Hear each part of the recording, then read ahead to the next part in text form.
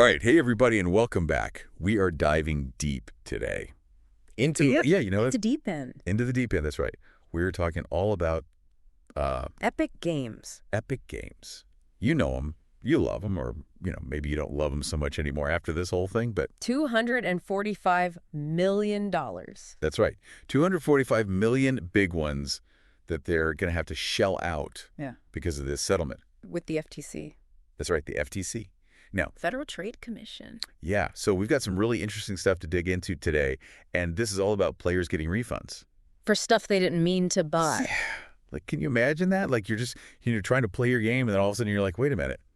I just bought a a sparkly unicorn. sparkly unicorn. I didn't want that. I don't even like unicorns. Right. But now You have to pay for you got to pay for it. So, this is a big deal, and we're gonna get into all the nitty-gritty, Juicy details. all the juicy details. So buckle up. Muckle up.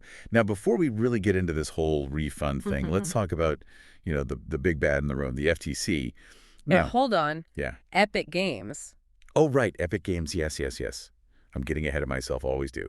Epic Games, the makers of Fortnite, which A lot of people are familiar with. a lot of people are familiar with. Like hugely popular game. It is a huge game. Yeah. And they are in some hot water right now. So, 245 million, that's a lot of dough. It is. Why are they having to pay so much? Well, the FTC got involved. The FTC. That's their job, right? To protect consumers from shady business practices. Maybe. I like that word. Yeah, and in this case, they say Epic Games, they weren't playing fair. Not playing fair in a game. That's ironic, isn't it? It really is. But seriously, the FTC is looking at how Epic designed their in-game store, the way they get you to spend money, and they're saying it was designed to be deceptive, especially for younger players. Okay, so break it down for me. What exactly did Epic Games do that was so bad?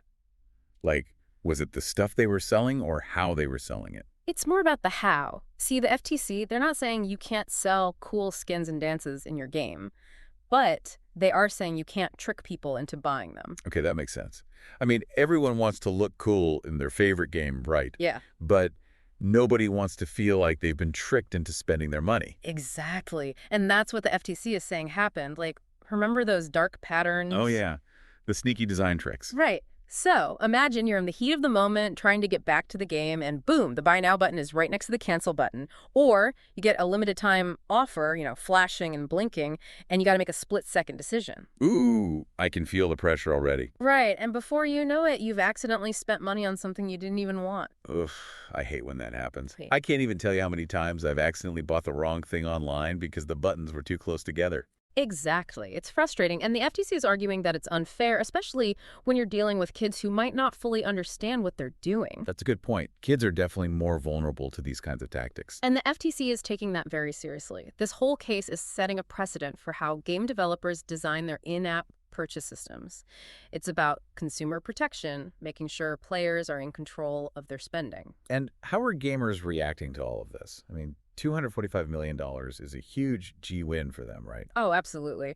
From what we're seeing, players are over the moon. They're calling this a victory for consumer rights and are feeling pretty good that a company like Epic Games is being held accountable. I bet. So what does all of this mean for the future of gaming? Do you think we're going to see big changes in how games are monetized? Well, it's hard to say for sure, but I think this case is sending a strong message to the industry. Developers are going to have to think twice about how they design their in-app purchase systems. Transparency and ethical monetization are becoming more important than ever. It's a good thing, right? Yeah. I mean, at the end of the day, everyone wants to have fun and enjoy their games without feeling pressured or tricked into spending money. Exactly. And it's a balancing act. Game development is expensive and companies need to make money, but it's about finding that sweet spot where players feel like they're getting value for their money and not being exploited. Well said. And, it brings up a really interesting question. Where do we draw the line between clever marketing and manipulation?